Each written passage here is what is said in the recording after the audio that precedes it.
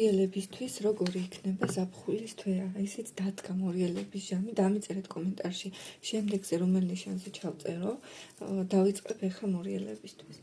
ზოგად ტენდენციებს გეტყვით მორიელებს, რომ ბევრი შრომა მოგიწევთ, შეიძლება რაღაც მომენტში რუტინაშიც იგრძნოთ თავი და ერთი და იგივე სიტუაციების გამეორებად.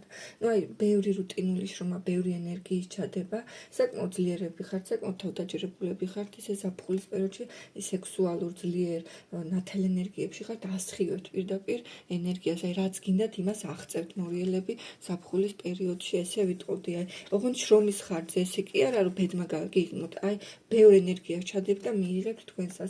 ფინანსებს რაც შეეხება, ფინანსებში შანსები გექნებათ, რაღაც ახალი შემოთავაზებებიც გიჩანთ, ფინანსური თვალსაზრისით, აქ თითქოს რაღაცა ორი ვარიანტი, ორი პერსპექტივა შეიძლება გამოჩნდეს, შესაძლებელია იყოს ფინანსებში ხარჯებიც, მაგრამ დააბალანსოთ შემოსავალი და გასავალი. ცოტა ეკონომიასაც თუ გაუკეთებთ, ფინანსებს არ იქნება ურიგო და ძალიან ხელგაშლები თუ არ იქნებით, პირიქით მოვთიქობ, რომ კარგიც იქნება, მაგრამ რესურსების დაბალანსებაში ხართ, აქტიურად ხართ, სულ მასში ხართ, მოდუნების საშუალება არ გეძლევათ, როგორც ესეთი ფინანსური თვალსაზრისით მორიელებს მომდევნო თვეებში. ეხლა რაც შეეხება პირად სასიყვარულო ურთიერთობას მორიელებთან. ძალიან ისეთი მნიშვნელოვანი პერიოდი უნდა დადგეს თქვენს ცხოვრებაში 3 თვის ვადაზე.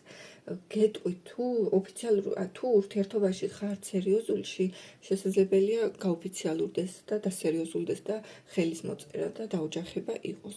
თუ მაგალითად არ ხართ ურთიერთობაში და თავისუფალ სიტუაციებში ხართ, ან უბრალოდ გაურკვევლობებში ხართ, გეტყვით, რომ გაურკვევლობებში ვინც იმყოფებით მორიელები, დაასრულებთ ურთიერთობას, რაღაცა ერთ ეტაპს ბოლომდე მიიყვანთ და რაღაც ამ გაურკვევლობებს წერტილი დაესმევა. აქ თქვენი ინტუიციის, თქვენი სიძლიერის ხარჯზე ბევრ ამას წინ წაიწევთ. საკმაოდ ისეთი პერიოდი გიჩანთ ზაფხულის თვე თქვენთვის მნიშვნელოვანია ბევრი კუთხით. პირადში ახალი მაინც და მაინც არავინ არ აჩანს, უფრო ძველის დასრულების სიტუაციებში ხართ, ან როგორც გითხარით, თუ კარგად ხართ გაოფიციალურ სიტუაციებს.